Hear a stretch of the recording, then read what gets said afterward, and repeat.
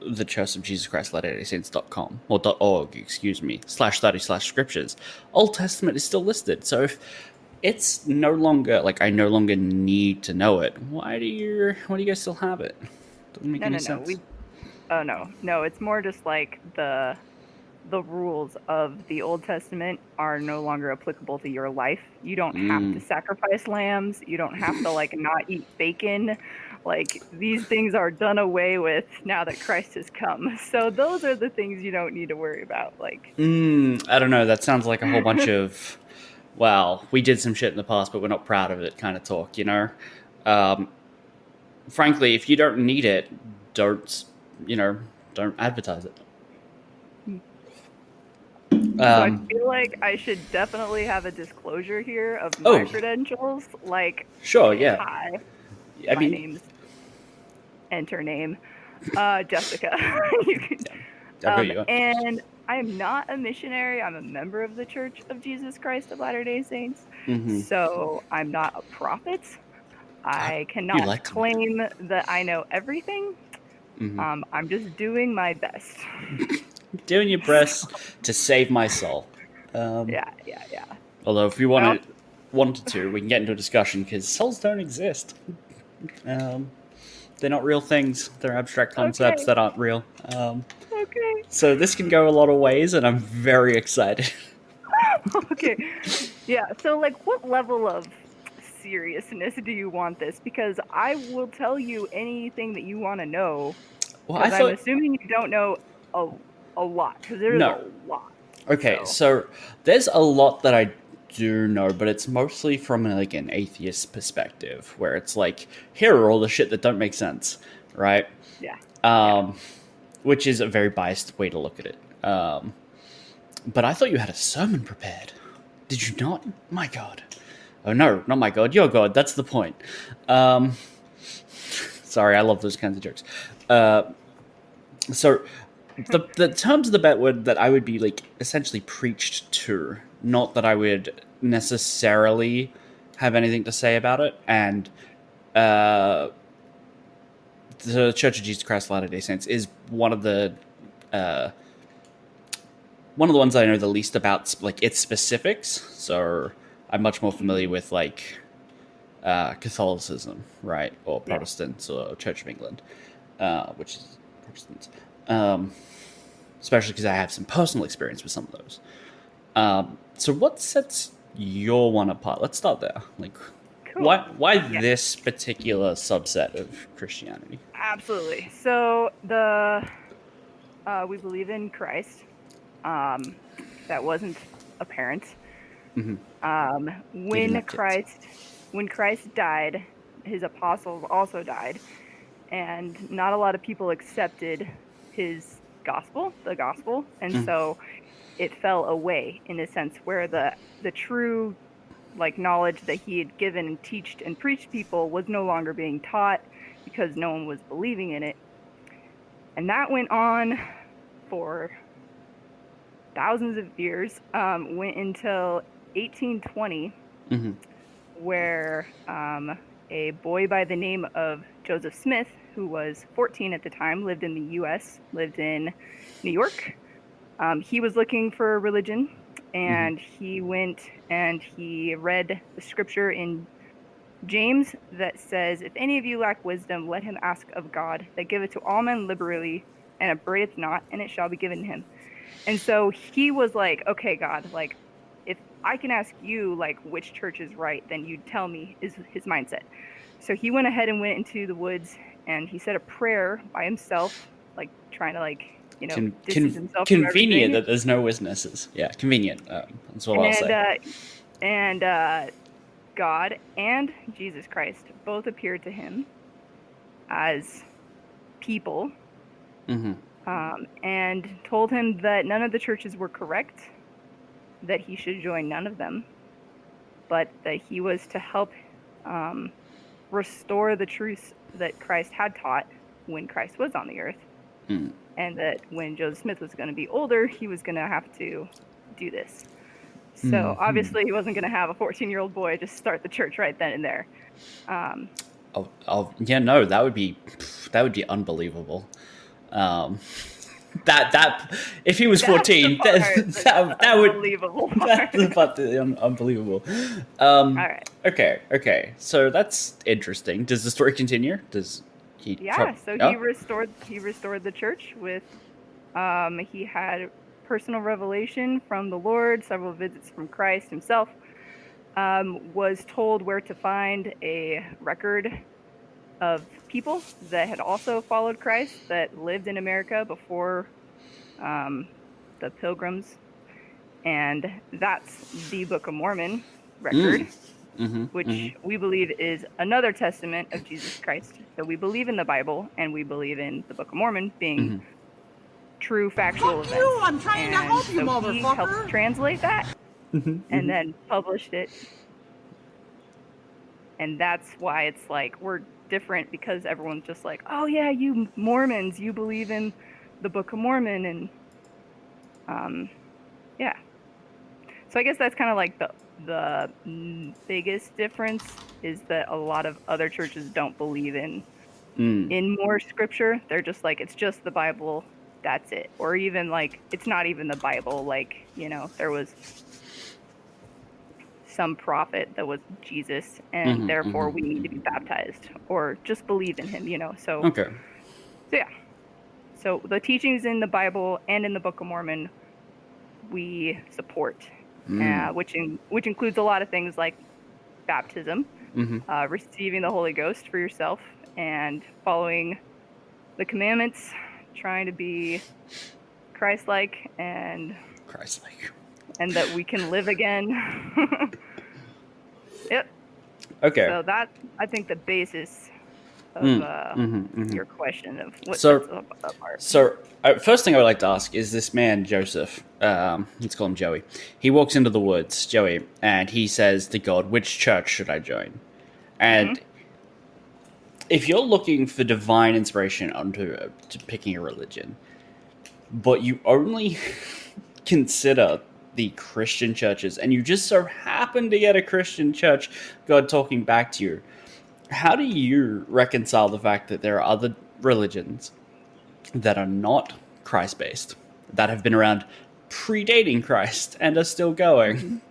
Yeah. And are wildly different, which is the important one. So we believe in Satan as an actual being that can influence us, tempt us, and do things. And so God's given him a bit of power, you could say, to influence us mortals, which includes making up churches. So we do believe that like the other churches are the devil, soiled by him. There's truth in them. There's just not all the truth in them, is how we view it. And okay, so if you believe that the devil can get around and poison the well, so to speak, there's what level of criticism or skepticism do you need to have internally for your own organizations? Or do you just go, well, this one guy walked in the woods and that's good enough for me, but everything else is of the devil. It can't happen here. No. Where do you draw the line internally? It's all, and I challenge you to this too. Like, if you actually want to know, like, we tell people you have to pray and you have to figure it out for yourself. So, like, you can't just be like, yep, I believe it, and then, like, that's it. Like, you actually have to be like, I figured it out, I thought about it, and then I prayed about it, and I felt something that was really good. And every time that I think about it, it still feels good. So, like we go to church all the time, and we hear stuff, and sometimes people, like, throw in their own, opinions of, like, doctrine that's definitely not right. And so that's where it's, like, it's still up to us to, like, really be like, God will correct us and be like, nope, that's not what my church is about. Like, that's that one guy's opinion.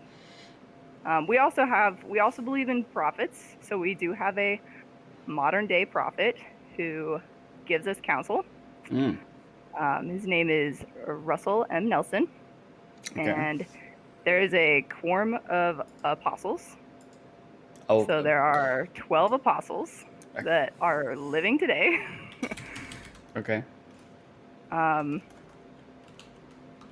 So that also helps us too, because Right. if there wasn't someone in charge, we would. What's the like determining factor? Like how does someone become a prophet? Right. You get called by God.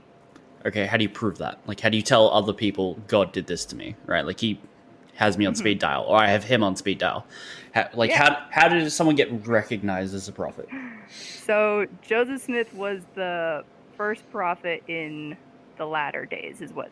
Well, no, I'm talking about the modern guy, Nelson. Yeah. Yeah. So they, like, if he died, Mm-hmm. let's say, it would be, of the remaining apostles, it would be the eldest apostle that's been serving the longest would be the next one. But they still have to do like a vote, which is basically the personal revelation on it. So it's just who's been around the longest. It doesn't actually mean you have any real special connection. I mean, you can view it that way, but that's not how we view it. I mean, how do you become an apostle then? Because if it's just the oldest apostle and a vote, right, you've just been chosen by people, not by God. So how do you become an apostle? Yep. Let's move down the line until we find that divine connection that is provable, because that's the part that matters. Yeah, so the prophet, I believe, a prophet gets revelation of who to call as apostles, and then they're asked, like, Samacron, will you be an apostle? And be like, yeah, sure. Yeah, of course. And obviously you have to be living a life according to the gospel. They don't just call anybody. Usually the people that they call are people that have already been like serving in the church for a very long time. So it's really not like a surprise if you're like, oh, you know, they're not just going to be like, Obama, we need you, like, come join our church, you know. How convenient that God wouldn't call out perfectly good people to be like, hey, we think you do good work, you're a good person. No, it's already the people who already are here doing the work. It's very convenient, in my opinion. Very, very contrived. I mean, convenient, yeah. I think God just wants people leading his church that aren't going to lead a bunch of people astray. Because if they just had anybody be a prophet, then everyone would be like, no, that's do whatever he says. Well, yeah, no, obviously.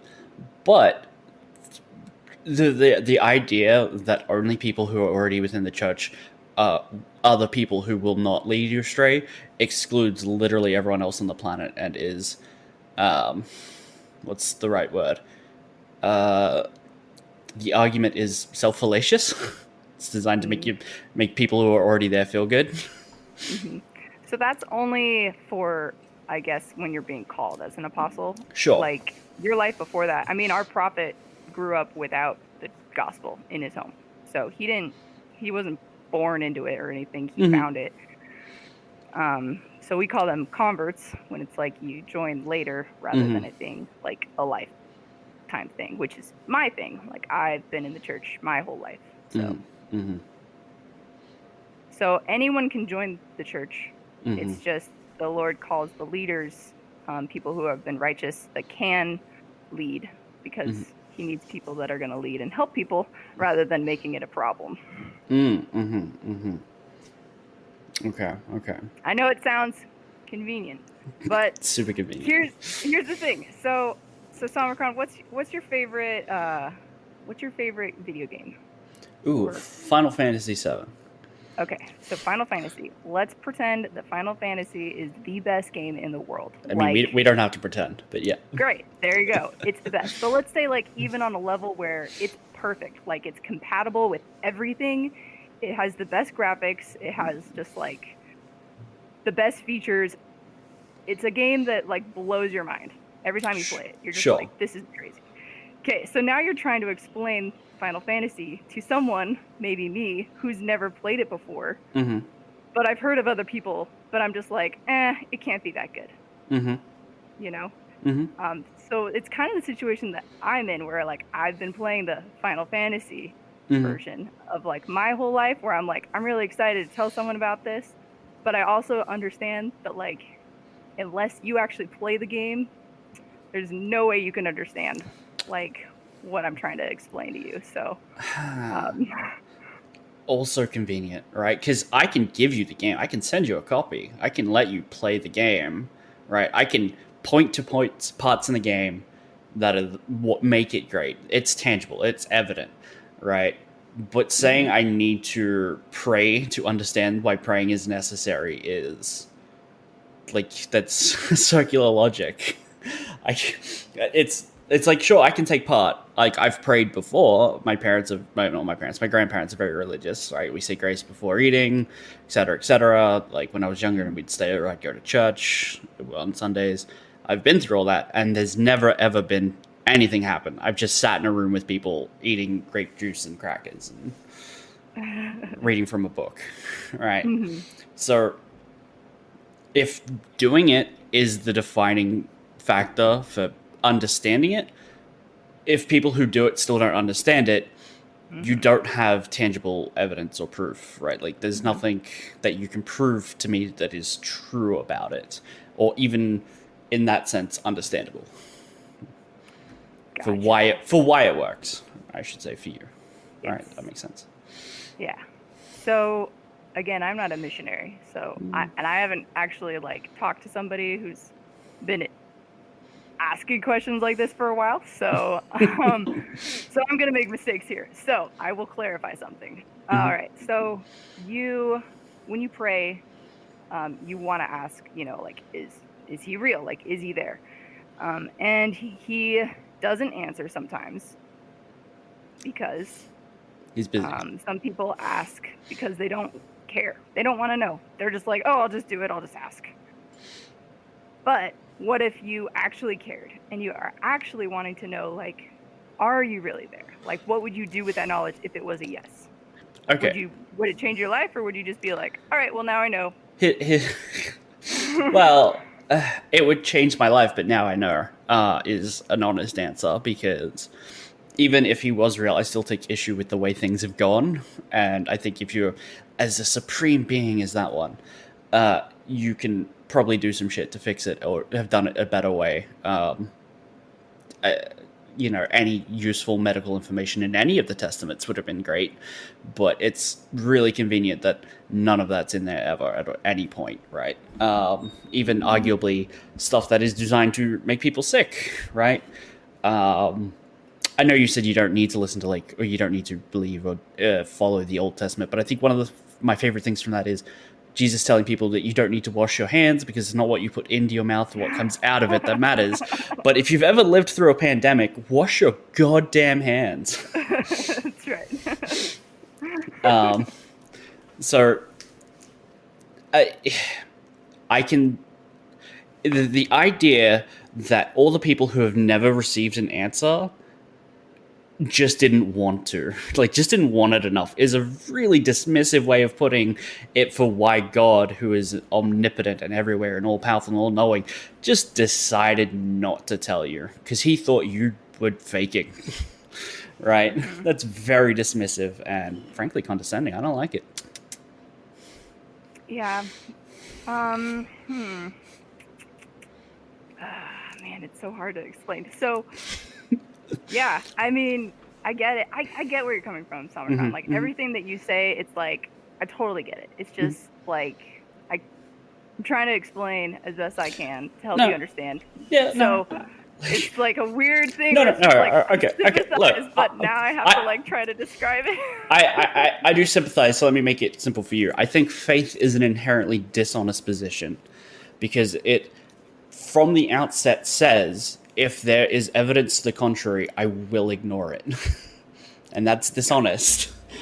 And so when you come from a position that says people who have faith, who want to know, will get answers, and those who don't have the faith but want to know won't, it's dishonest. It's not how I think life should be lived. Right? Here's the thing. We argue over the difference of whether or not we should believe or go to church on Sunday, right?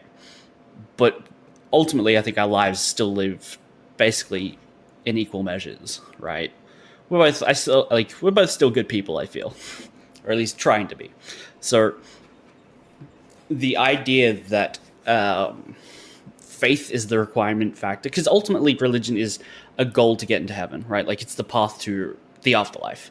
That's the idea. That's how people you sell people on religion. It's like, hey, believe in this, do good things. When you die, it's not all over, because people are scared of death. But there's so many, like 1,000 ways this can tangent off. But no, you're good. Just do them all. It's okay. Just we go. got Just 2 go. hours to fill. It's true. We do. And so I genuinely feel like, despite the fact that it can still lead to good lives and people doing good things and benefits for everyone around you, it's an inherently dishonest position that diminishes what we actually do and know to have. Even though our lives are identical in meaning and purpose, and if this is all we have, by saying it needs to be lived in dedication to somewhere else, in hopes, in chance, in maybes that we will get to somewhere else, people will miss out on what they actually have here and now, which is tangible and evident to be true. Right? Does that make sense? Oh yeah. No, I am understanding everything you say. It's just I'm trying to figure out how to explain my belief without it's hard. It's a weird dynamic. It's fun. So so the Book of Mormon. The Bible was the timeline from Adam until John, which was right after Christ. The Book of Mormon was the timeline of 600 BC, a family that lived in Jerusalem and left and went over to America up until about 400 AD. Okay. So, and that's their record in the U.S., basically, before it was the U.S., in the Americas. In it, they talk about prophets of old, so they talk about like Moses, and they talk about, the beliefs of like Christ is going to come. We need to watch for the signs, and that we're going to be visited by him. And then leading up to that even goes to when Christ does come, and Christ visits them after he dies, and that whole experience, and then the lives of them living thereafter. Okay. So there were many prophets from the Book of Mormon that were there's even examples of ones who didn't believe and were actually going around being like, you should not believe, telling people you need to leave the church. And an angel, on one example, came down and struck the dude dumb for 3 days and was like, you need to change. And then he turned into a prophet after that. So I guess it is unfair to say that if you do pray, you're not going to get an answer unless you're really for sure, because God can do whatever he wants. He can give you those feelings, those promptings, and being like, hey. But the biggest thing that we believe, that's just, I guess, encompassing everything, is free choice. We believe that you're given a choice of what you want to do in your life, and where you want to go, what you want to believe. And God, if he is all powerful, could easily be like, we're just going to make everybody righteous. We're going to make them all do what I want, and they're all going to get their happy ending. So what's the point? Why do I need to give them free choice? Well, okay, so let me ask you a question. Is it true that all sins are forgiven except for the sin of disbelief? Good question. Because if the sin of disbelief is the only one that is not forgiven, then do we really have a choice but to be righteous? Because if it's the only one that's not forgiven, I don't get into heaven because I don't believe. But I hate to be the guy on the internet that goes there, but Adolf Hitler gets in before I do. Right? No. You can be forgiven. I'd say that I believe the only thing that's the worst thing that you could do is actually being prophet and then falling and purposely trying to tell people that it's not true, even though you've seen God or talked to him. That'd be the worst sin. Pretty unforgivable. Well, I can see why that would be unforgivable, but also that would be the most reliable source, because certainly someone that was at that level who can then tell you, no, it's for sure all made up, is the person with the most experience to tell you, no, we're just faking it until we make it, right? That's the person whose witness testimony that you can value. Has that happened? Anyone who's I'm a prophet and now I don't want to be? No, we haven't had any prophets that have gone away like that. God's promised us that that won't happen. Like, we can always trust our prophet. The prophet's never going to go away. But Okay. as far as, like, you know, Satan's definitely, like, not coming back. You know, that's unforgivable. So that's a good example. Again, it's like there's probably like a handful of souls that would ever be like unforgiven. Okay. So, and again, that's up to God, because I don't even know. Oh, right. No, of course. You know right. what's gonna happen. Right. You're not God. You'd tell me if you were God. Yeah, I would totally tell you. I'd reach through this monitor and be like, here's Omicron, here's my knowledge. I mean, honestly, I think that's better than water into wine or walking on water or feeding an army without... You reach through my monitor, I would believe pretty quick, right? I mean... You'd be like, all right. Isn't that kind of the point of, like, walking on water, though? To show people, like, literally that this... But how come that doesn't happen anymore? Like, obviously no one else is Jesus, and he was the one doing that stuff. But if it was obviously evidently necessary to physically prove that who this person was, who they said they were, how come, you know, people 2,000-ish years ago got all the evidence we needed just in a time where we didn't have the infrastructure to adequately record it, you know? Yeah. It still happens today. There's miracles, maybe not walking on water. But like I've experienced, you can call them miracles, like in my life, where like I've been sick and gotten blessings, so that I could get better. And even had ones that were instantly better, like instantly better. Do you want to talk about it? Yeah, I mean, they're just like little stuff. Like I was at college and I was going to go take a test and I had a major headache. And so I called up a friend who we believe in the priesthood, that you can have the priesthood. And so you can give blessings of comfort and of healing. And so I was like, hey, I need a healing blessing. Like I have a major headache. I need to feel better. And so he gave it to me and it went away, like right away. So, are you aware of the term placebo? Oh, yeah. Okay, Yeah, so that's what happened. Oh, I've had blessings where they haven't gone away instantly. They're more just like over time. Ah, okay. There was the time-released capsules. So it's not just like... Right, no. But, I mean, placebos are the effect of you believe it to work, so it does. Right? Like, that's not to diminish your personal miracles, your experiences, but miracles performing because you believe in them is a placebo, right? That's how it works. Modern medicine uses placebos from time to time. Obviously, can't rely on it too heavily because people will work out the trick and then they won't believe in it. It's interesting that people can be tricked like that. But so when you tell me that you've been healed, it's not like you've ever had a cut miraculously heal up instantly.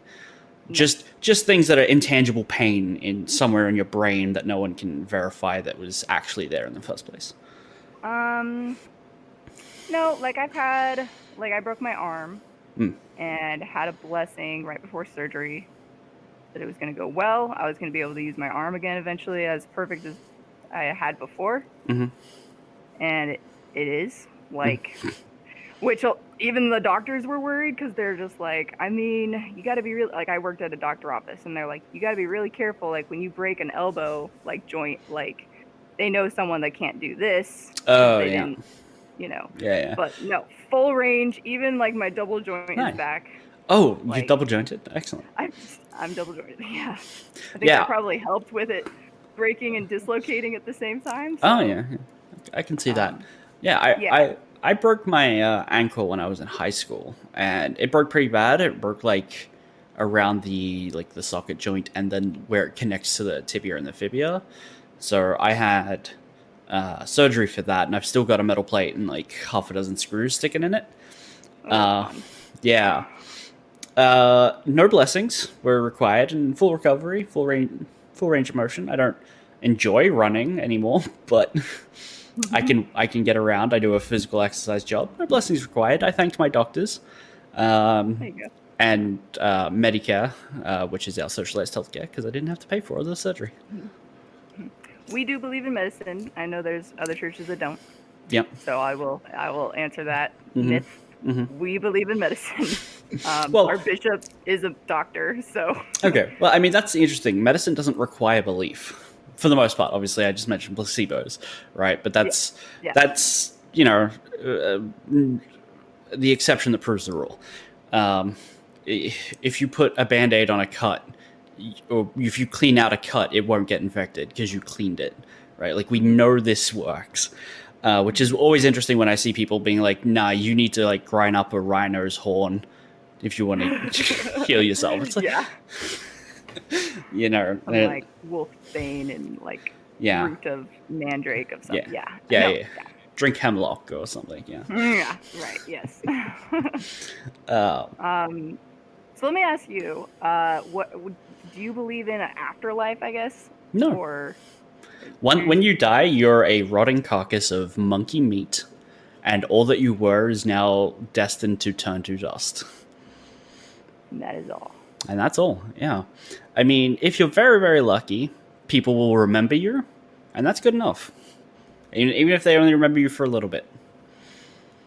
Because, if I was around for all time, then why would they be sad? They knew, like, if we knew we were all going to go to heaven, or hell, I don't know, I'll save you a seat, that they'd see me again. Why be sad now? Mm-hmm. Right? Also, I've got lots of questions about the afterlife. Like, children who die of bone cancer, do they go to heaven and then still have bone cancer? Oh my gosh.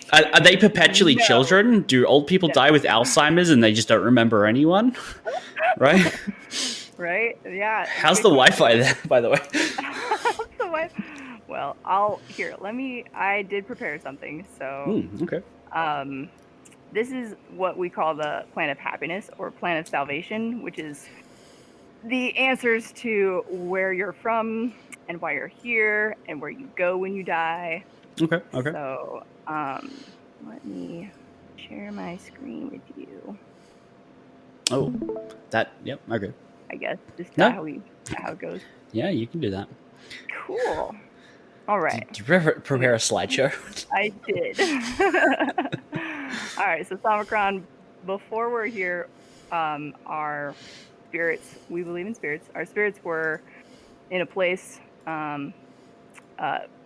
unknown, I guess. It's just out in the middle of nowhere, called premortality. And we knew God. We knew Jesus Christ.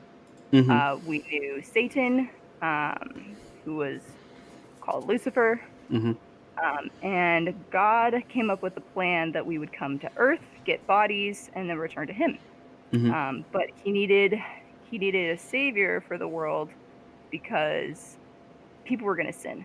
Mm-hmm. So they needed somebody that was going to be perfect, that could live a perfect life, suffer for the sins of people, and then die, and then unlock the rest of basically the end. So Jesus was like, I'll do that. Okay. This is good first draft fantasy. Yeah. Thank you. Personally, I'm more of a fan of Lord of the Rings, but okay. Depends where this goes. Yeah. So Lucifer was like, hey, that's a interesting plan, but I have a better idea. And he proposed that he just makes people do what God wants. Makes them no choices, has them do everything, so then everyone can come back.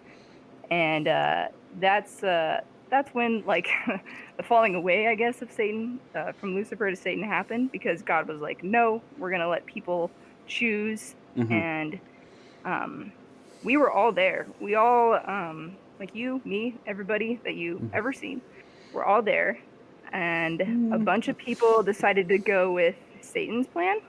Okay. And they are his followers. So, like, anyone who went with Christ and with God, they all came here to get a body. So, everyone that you've ever met knew each other in the premortal life, and they all chose God's plan, is what we believe. And I know that that's far-fetched for you, but I'm just explaining what we believe. I mean, all of it's far-fetched. Like, we've had a half an hour conversation that is understated by far-fetchedness, right? There's a Pokemon that's going to sue us for copyright infringement on how far-fetched this is. Right? Wow. All right, so I'm just gonna keep going. Yeah, keep going. You're just gonna be like, who made this up? I did not make this up. All right, so Someone did. after premortal life, we had to be born, but we were given a veil of forgetfulness, so we don't remember what happened before. Convenient. And then boom, look at that, we came to Earth. That's why like no one has a memory of like where they were before Earth. It's almost like we know our memories are stored in our brains, which develop over time, and thus we can't access information we haven't experienced. But yeah, go on. Veil of forgetfulness. Forgetfulness. So, we come to Earth, we get a body, which is what we asked for and agreed to. Christ came to Earth, he got a body, he suffered, all of the sins. We believe that literally for people so that if they wanted to return, they could. And then we die. When we die, our spirit and our body are separated. So our body stays on Earth. But our spirit goes to either paradise or spirit prison, which a lot of places think of this part of the journey as heaven or hell, where like, okay, our spirit goes and we're either happy when we die or we're really sad when we die. We don't believe this as the resting place, though. This is an in-between, is what you're saying? This is like an in-between, like a limbo, which is or a purgatory. Yeah. So paradise are for people that accepted Christ, were baptized, and they've tried to become like him.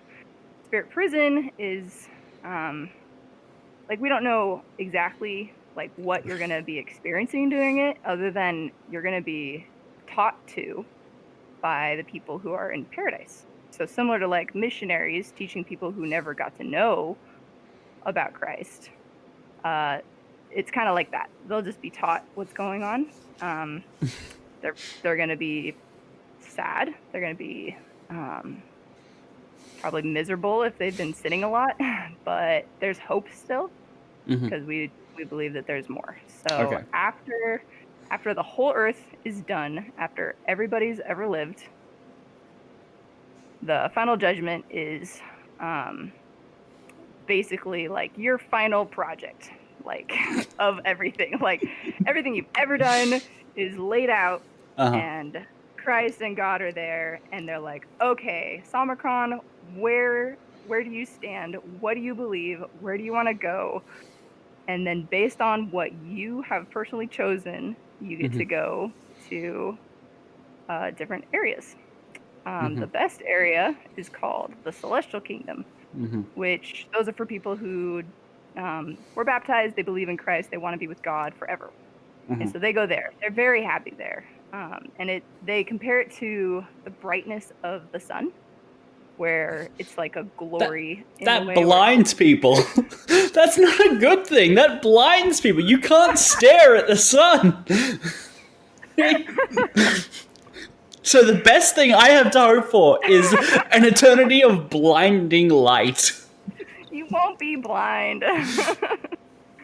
Yeah, you're gonna get your body back. This one? Perfect body. It's a perfect one. You won't have those screws or plates in your ankle. You won't have cancer, like those people that have cancer. You're not gonna be old, you're not gonna be frail, you're gonna be, well off. If you don't go there, you go to the terrestrial kingdom, which is like the brightness of the moon. Still a very happy place. People who don't accept Christ, but they're like, I'm happy with doing good. I obviously don't want to like lie or kill people. Like that's not my intention in life or afterlife. But I really don't want to like, chill with God. That's not for me. Like that's for them. They've got their own, that's fine. but I don't want that. So that's the terrestrial kingdom. Okay, so is there like a excursion at the terrestrial kingdom? Like, can you meet up and hang out with the people who went to the celestial kingdom? Can you guys still be friends? Celestial people, anyone who's higher can come down and see you. Okay. But you can't go up. But Okay. you wouldn't want to go up anyway. Like, you'd be like, I don't want to go there. I don't want to. It's blinding, right? I don't want to be blinded by the light. So, well, I'm just thinking about communications now. How do we meet up for D&D? You know, right? I know, right? Zoom. Zoom is the eternal way of communication. No, I don't know how that works. Obviously, no one knows how that works. Right. Anyway, yeah. Continue. So, all right. Then the third one is like the brightness of the stars, the Celestial Kingdom. This is for people who are murderers, liars. They really don't like religion. You know, let's say they're just like, I don't really care about doing good. I don't believe in that stuff. It's not for me. And it never was for me. Like, even when they were taught about it after they died, they're just like, no. Like, I don't know if Hitler's going to be there, but, like, if he never accepted it, it's like, that's where Hitler would be, basically. Okay. Again, can't judge him, so. But, very last one, very sad one. The Outer Darkness. Okay. This is where, like, Satan and his followers go. Okay. Or anybody who, like, you know, was like level of knowledge of prophet and then purposely fell away and tried to like bring other people away. So like maybe Cain would go there. Again, that's up to God to decide. But Cain killing Abel. Oh, he killed his brother, didn't he? First murder. Yeah. Okay. Yeah. I mean, statistically, not the first murder, because, I mean, there were people around before that story came about, so that's a nice try, but not the first murder. Or at least highly unlikely. Because, I mean, define murder for me. Killing somebody so that they're no longer on Earth. There is death. Right, but I mean, animals do that all the time. Why is it animals' death less important than our own? We have, like, what's the technical term? Cognitive something. It's like a higher intelligence. Okay, so we're the intelligent species, right? Yeah, is what you say. So like, we have like, I guess like all dogs go to heaven. Like everything that God's created, like animals or plants or whatever, like they're all gonna be fine. Like I don't know if they're gonna have a plant. Animals get to kill. Animals get to kill, but we don't. Okay, that seems unfair. Yeah, I mean, you know, they're animals. They're animals. Wow, way to look down on them. So condescending. They're animals. Humans are animals. Are higher than animals. We're animals. As far as intelligence goes. So. Oh, we're definitely the smartest animals. I'm not arguing that point, but we're definitely still animals, and we've got the genetic evidence to prove it as well, right? Yeah. We can define ourselves into primates and the Homo species, and you know, all of our cousins. So we're definitely still animals. So what about the other humans' cousins, or is that like a giant conspiracy where Homo erectus and you know the rest never existed, or do they get to like because they're basically people? They had tools and language like we do. Sure, they didn't live with us. Well, I mean, they don't live with us today because we did a thing called genocide. Oh, yeah. I don't know. I'm not the scientist. I'm not a scientist. I don't know. I know that we're taught that like Adam and Eve were the first people, and therefore people after that are like God's children. Okay. So you accept that there was at a point only two people. Yep. And genetics, you believe that's a real thing too, and that would require a whole lot of. How it works. I mean, I don't know how it works. So you endorse incest? I just believe that there are two. I don't endorse it today. It did happen though. So cool. that is Cool. how that worked. So, okay, what about like Noah's Ark? Because that also would require a lot of family internal bumping uglies. Yep. Right. Okay. It happened. I mean, despite the fact that there's literally no evidence supporting Noah's Ark, right? No scientific record. I thought they found the Ark. I thought there were like No. scientists that were like, they found it. No, they didn't. They found. You talking about the lump of? watermarks. You talking about the lump of rock on top of Mount Ararat? I don't know. Okay. I don't know. That's what that is. It's a lump of rock. But here's the thing: floods leave a lot of destructive evidence wherever they are, right? And we've dug through, like, we have trees older than what people, like, than the Bible that are still alive, right? So the people who wrote about a story, and I'm willing to grant some time as stories would be passed down as oral tradition. So I'm not saying when it was written in the Bible, that's when they thought it happened. But, so I'm allowing some leeway. But we have trees older than the records you purport to be true are that suggest a worldwide flood. Right? A worldwide flood which would have destroyed the trees, which is a point, right? Like, we've taken samples of the trees, counted the rings on the inside, which we know only grow one ring per year, and we can see the difference in growth rates depending on what happened in the year. So we can see the growth rates in summer, spring, winter as seasons change because the tree grows at a different rate. We also know that if there was a natural event, we would also see a decline in growth, etc., right? There is no evidence for a global flood, right? Because if we saw trees destroyed on one side, okay, so either it happened and your God is a deceiver, or it didn't happen. See, that's where that funny word faith comes in. Okay. Yeah, so it's, you're just going to be dishonest and ignore the evidence. I mean, when Joseph Smith translated the Book of Mormon, there was no evidence of horses in the U.S., and he was claiming that there were. Like, he was claiming in the Book of Mormon it writes about horses.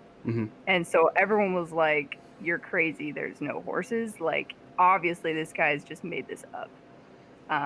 But now today, guess what? There used to be horses. And, I mean, these are just like, it's just like a tiny example of, like, science can be wrong. Like, I don't know everything. All right, I'm not going to argue science is right 100% of the time, all the time, and never is ever wrong, but the difference is science, when it's wrong and can be proven to be wrong, will change its opinion, right? Like, if you can provide evidence anywhere, a tiny bit, right, we'll put in a footmark, like the notation that says this claim is disputed, right? Yeah. We're happy to do that, but, like, that's where faith differs, because it's inherently dishonest. It will not ever change its mind on anything, despite the evidence. So, if you're not supposed to lie, but you understand that your position is inherently dishonest, how do you reconcile that you're dishonest in your unwillingness to be honest? I don't believe that I'm being dishonest. Like, right. Okay, right. You'll just be dishonest about it. Yeah. Man, I mean, I have questions too. Like, it's not like I just know everything once you're in the church. It's just like, oh yeah, here's the answer to, how people were made. Like, were we really, like, was there evolution, or was it just like, boom, bodies? Like, I mean, that's obvious, because if it was as simple as joining the church, anyone could try it and get that information, right? But that doesn't happen because it obviously couldn't work that way. How to lose a friend in 2 hours. Oh no, Omicron! We're not even at 1 hour. No, it's not that. I'm trying to figure out what to talk about. That's all. Okay.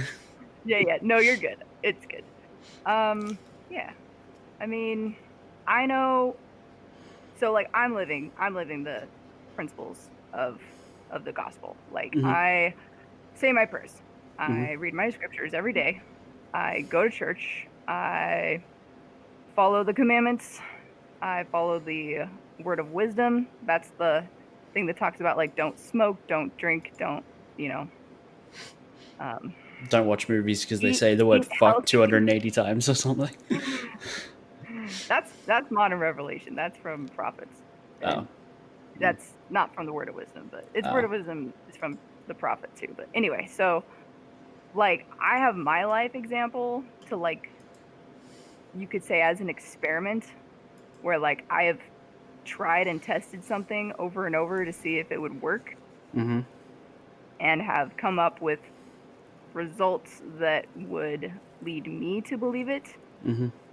But again, it's like my personal study, I guess, of it. Mm-hmm. So, and I think maybe that's what it is with like a lot of people in religion, is that they are testing it for themselves, and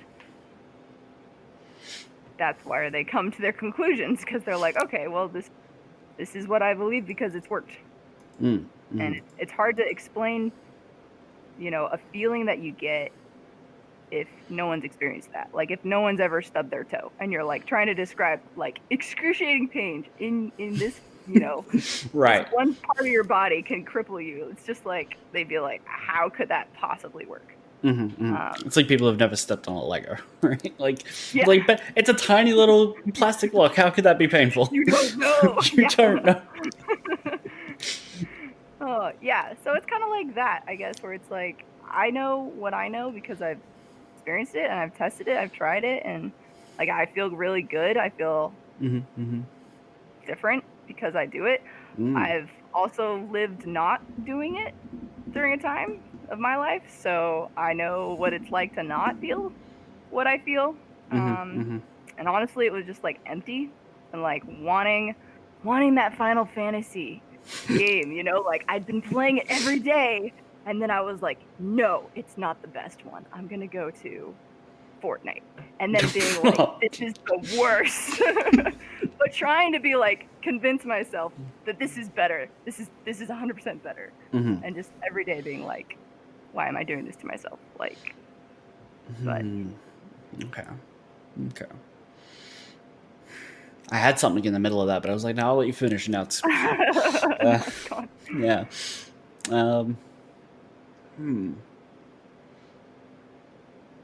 So, okay. Stop trying to get it back. You're good. I almost had it for like another second. Okay, well, let's jump to something else while I try and think about that. But what are your favorite passages that I should read? Like, which ones do you feel like hit you the most in the way that the feelings only work for you? Because the New Testament is Christ. So Old Testament's before Christ.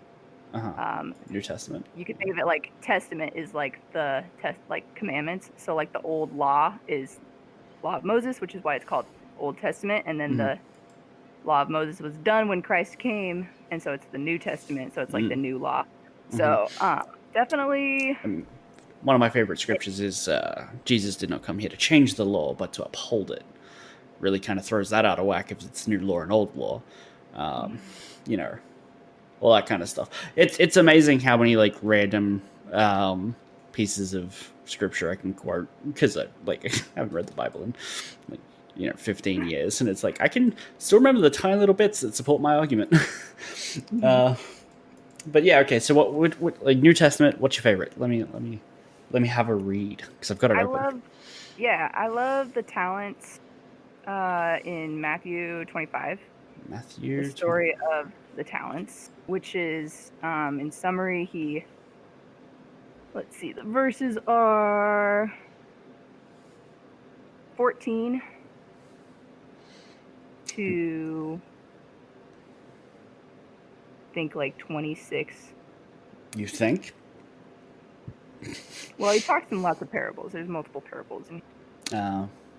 So he gives 3 men talents, which are like money, So he gives one of them 5, another one 2, and another one 1.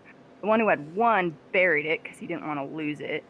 The ones who did 5 and 2, they worked and they doubled their money. And so when the Lord came back, this was like the person that gave them the money, came back and was like, okay, what have you done with it? The ones that had the 5 and the 2 are like, look, now I have 10, now I have 4. And then he goes to the last one and he's like, what did you do with it? And he's like, oh, I hid it away so that I wouldn't lose it.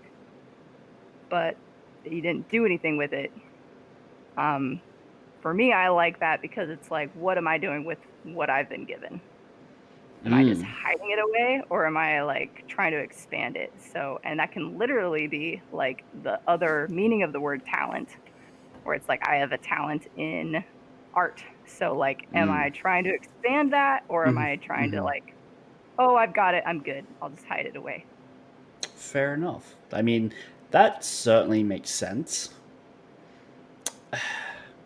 The problem with the idea of talent being money in the story is concerning, because he gives them money, but then you claim they worked and they earned more money, which means they didn't really use the talent in the first place. They held onto it and then they got paid, right? So you can earn money without talent, and assuming the guy who only got one, who then buried it, he had to eat somehow. He had to pay for that. So he presumably also worked. He just didn't get paid, which I guess just is like the Bible favoring the wealthy, right? Like the people who have lots of talents get to live better, and the guy who had few talents was not very good because he was probably poorly educated, reading a book of holy fables written by ignorant primitives. He just did nothing. He sat on it. It's a really harsh worldview you've got there. The rich get rich. Wow. So when we die, and if we've lived our life, great. We've done everything that God has asked us to do. We get to the celestial kingdom. If we have done everything, literally everything, we can eventually be like God, is what we believe, where we can create our own worlds. So the verse 23, where his Lord said unto him, well done, good and faithful servant, thou hast been faithful over a few things, I will make thee ruler over many things, enter thou into the joy of thy Lord. So it's also the story of like what we've been given here is an example of what we can have later. And only if we're actually trying to do that or trying to be worthy of that are we going to get that. Oh, so it's not poor people's fault. They just don't try hard enough. Right? If only they applied themselves. Definitely. If right? only they did apply themselves. Okay. Change everything. I mean, okay, so rich get richer, but people shouldn't have material possessions. They should donate it to the church in the form of a tithe, right? Which the church won't pay taxes on, but we'll ignore that for the moment. So this is the Bible telling people to earn money so they can donate it every Sunday, right? That's what I'm taking. Like, this is the practical and everyday effects. If we remove the metaphysical axis. Malachi. We could go to Malachi. No. I wanted to look at what your favorite ones does and what it actually does in the real world, right? People earn money, right? They then give money to the church, which is fine. Like, if you want to support an organization, that's your personal choice. That's fine, right? Like, I give money to charity, right? Actually, I need to give them my new credit card details, so they'll stop emailing. Right. I mean, mainly I give them money so they stop emailing me. Also, they do good work. But yeah, I mean, if we wanted to jump around, that's fine. But I just wanted to look at what your favorite ones do. Like what they say when you interpret them, which is to see what it says, ignore it, and then make up your own stuff, or what it actually does in practical terms. So that was enlightening. Oh gosh, oh man. Do you have any others? Sure, yeah. First Corinthians 15, verse 40 through 42. 15? 1 Corinthians 15? Oh, hold on. Hold on. You're good. 1 Corinthians. Yeah. Chapter 15. Okay, yeah. Verse 40 through 42. 40. It is sown in dishonor. It is raised in glory. It is sown in weakness. It is raised in power. Oh, that's 43. Hold on. What the fuck? Okay, I was on 40, and then my mouse scrolled down. I was like, no, that's where it was. Yeah. Right.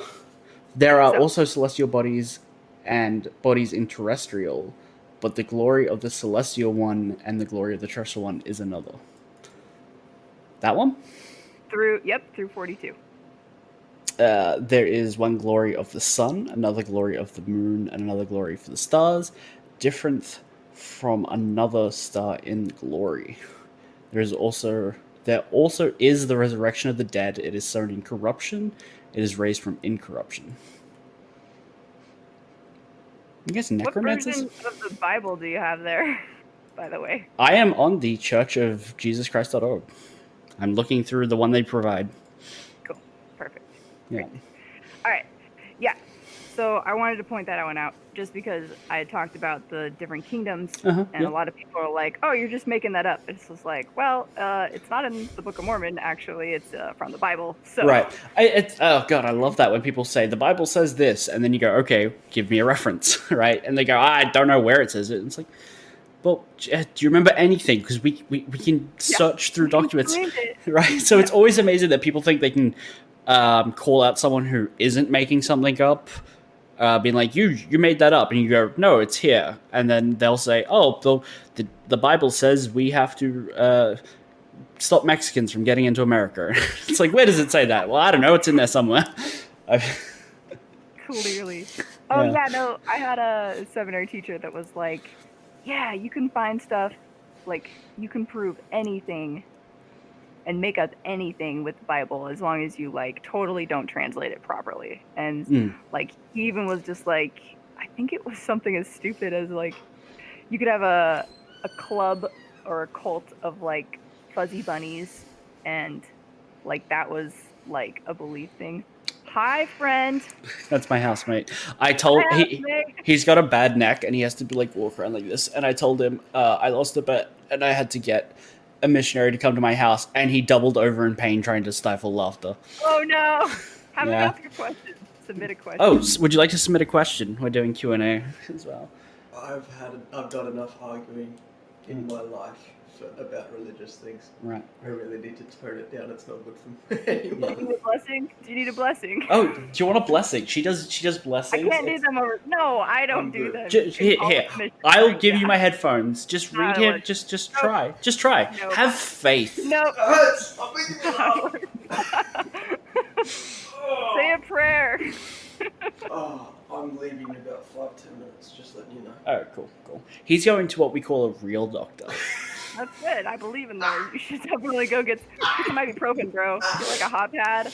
Like, get a rice sock, put it in the microwave, heat it up. Yeah. So a great question. A great topic, I guess. The priesthood is a big deal. Okay.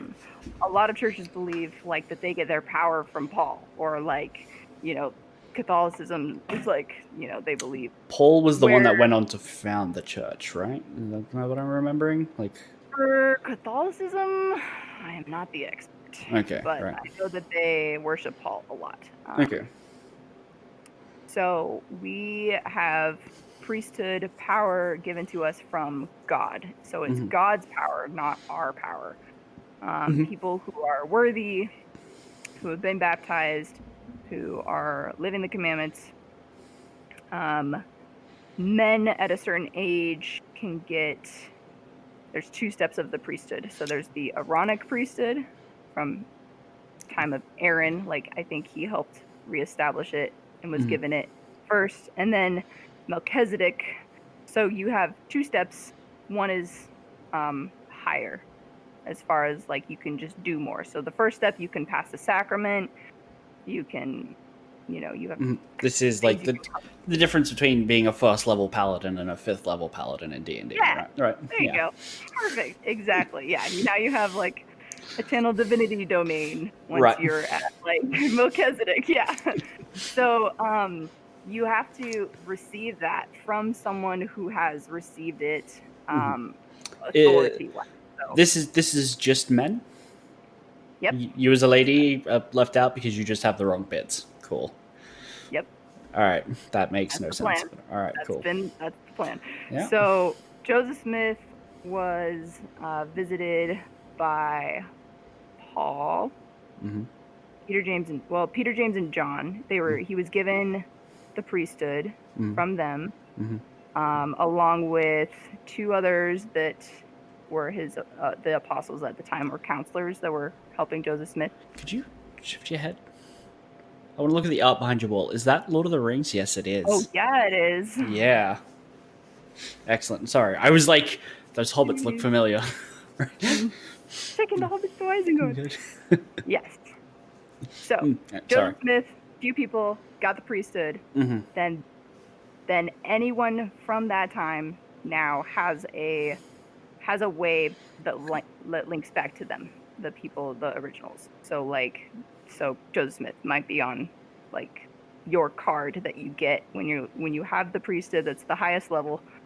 You get a who gave it to you, who gave it to them, who gave it to that person, who gave it to that person. Right. And since it only went back to 1820, there's probably just like 6 names on your list. Right. That. Right. So we believe in the priesthood, which again comes from God, but we can do the actual blessing for people. So we do a laying on of hands. So lay on hands, paladin, first level. They'll put their hands on your head and they'll say a prayer, and they say it by the name of Christ, by the authority, which they don't ever say like, oh yeah, by my own authority. So I could never just be like, Samacron, I, Jessica, bless you. You're going to be better because I hold the power. Like, we don't believe it. The power is all him. And, yeah, people who do that are not like, you're like, nope, it's not going to work. Like, sorry. That's not how it works. Right. Faith healers, wonderful business, They definitely are not charlatans, right? The people that go around and be like, I heal you. It's great. Oh, God. I know it's not you. Well, probably not. I don't know for certain. But there's Kenneth Copeland or something. No, not Kenneth. Copeland. I think Copeland's right. But it's like a televangelist who was like offering a prayer to try and get COVID out of America. And it's as like not pleasant to watch as you can probably imagine, but somebody overlaid it with heavy metal music, and it might be the greatest heavy metal song of all time. I believe it. I will find you a link as, I don't know, you continue to talk about something. Feel free. Yeah, so that's like another thing that really sets apart, I guess. Like, yeah. We also believe that God, Jesus Christ, and the Holy Ghost are 3 separate beings. Okay. Which is like a big deal breaker for lots of people because they believe that it's like one being, that they're all just one deity and it's just one thing. Right. We believe that there's 3 and that they all believe in the same goal, so that they're unified in that sense. Okay. Where other people believe in one being with like 3 different jobs. Right. So. Okay, yeah, I know I'm looking away as I'm searching, and I have found it, but I am listening. Yeah.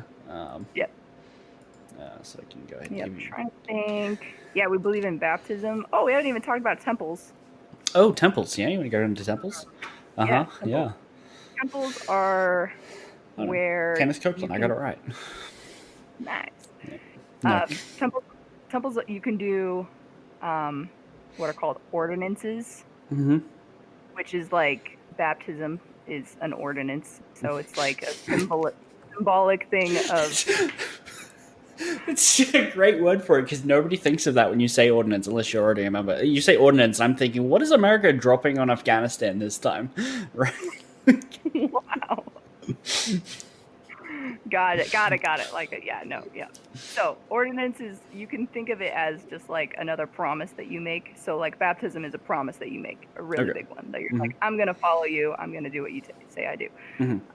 Another ordinance is endowments, which if you've heard of, us wearing garments, which are like the white shirts and pants that we wear under our clothing, we get that, receive the promises there. We make promises for that.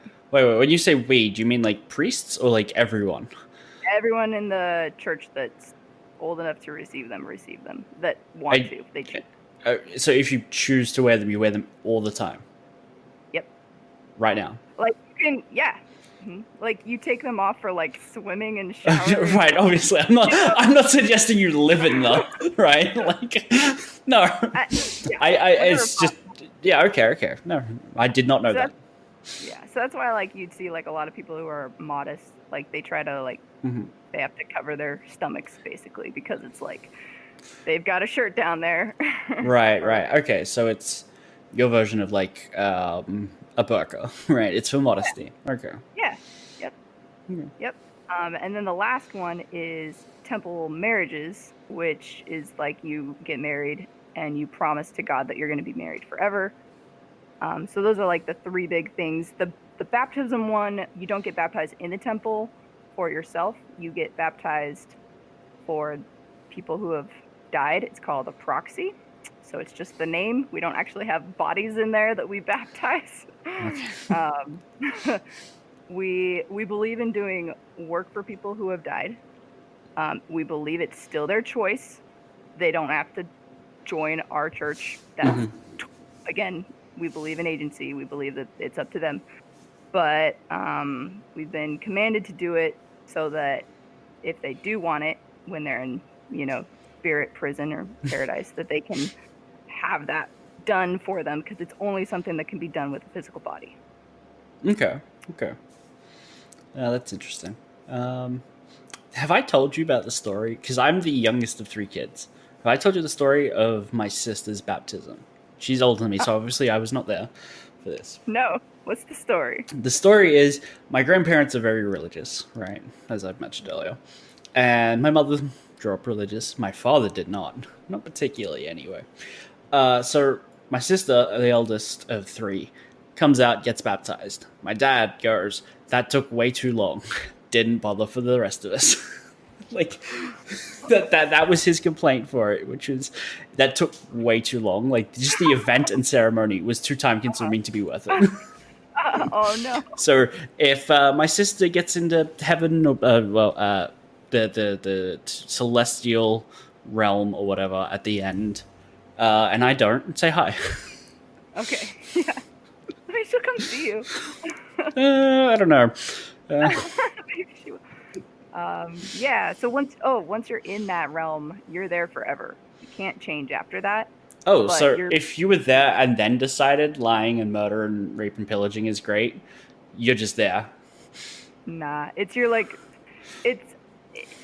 don't know how God's going to do it, but there's going to be enough times where you're going to be given enough choices that you're going to be like, this is definitely what I'm going to do for the rest of forever, that it's not a problem. Like, you're going to be genuinely happy there with who you are, and you're not going to want to change. I mean, okay, like I understand what you're saying and why that should make sense to someone. Heavy skepticism, but forever is a long time, and good people go crazy, right? Like the idea that you can be in a place forever in an unchanging like environment, right? It's like being like Castaway. You've probably maybe seen the movie Castaway. Yep. Tom Hanks. Yeah. Like, he's a good person, but he goes crazy, right? And people who are crazy change in a way, right? Like, so the idea that we're going to go there and we're just going to be cool with it and never change, right? The idea that we won't ever change implies we lack the free will to do so. So we get free will now, make a choice, lose it later. Yeah. I don't know how it works other than, Yeah, I mean, obviously. you're not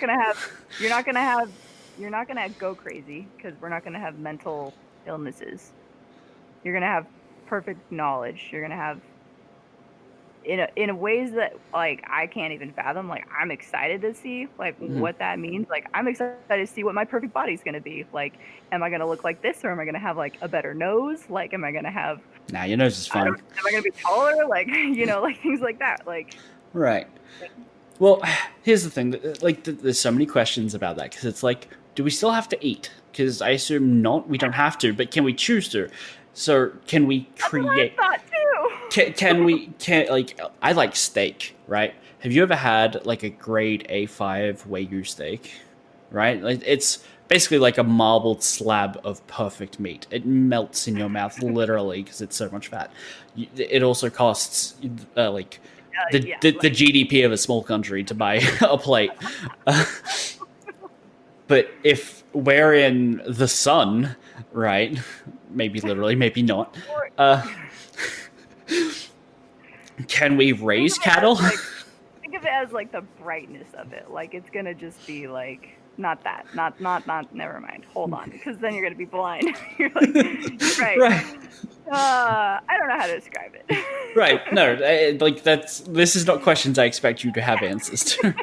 This is things nobody can answer because that would require having been there. Right? That's true. Yes. Yeah. Cool. Man, I really like. So like I'll give you an example. Okay. I mark up my scriptures. I don't know if you ever did as a No. Yeah.